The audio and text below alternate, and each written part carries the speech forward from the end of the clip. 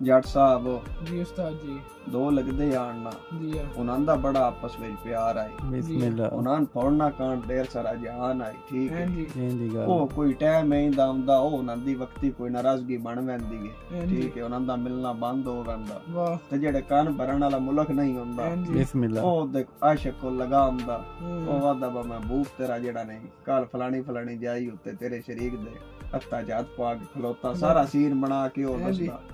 ओ दलन माने दा जेड़ा नहीं कलेजा पाट बैंदा बिस्मिल्लाह ओ जनाब गल दा पाक करने वास्ते ना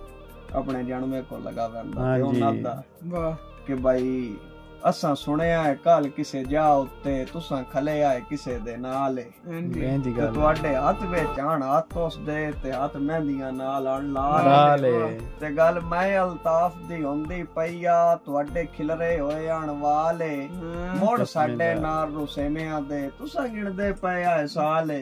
ओदा लगदा ओ गल सुनदा ना ते उन जवाब विच वादा थईम साहब जी जी ओ वादा भाई इंशाअल्लाह ओ बदबख्त ना सुख वेखण इल्जाम जिन्ना लाए होए वाह वाह इंशाअल्लाह ओ बदबख्त ना सुख वेखण जिन्ना इल्जाम जिन्ना ए लाए होए वाह मैं कुछ ना वेखा इन अखियां चों जे मैं दूई जानैन मिले हाय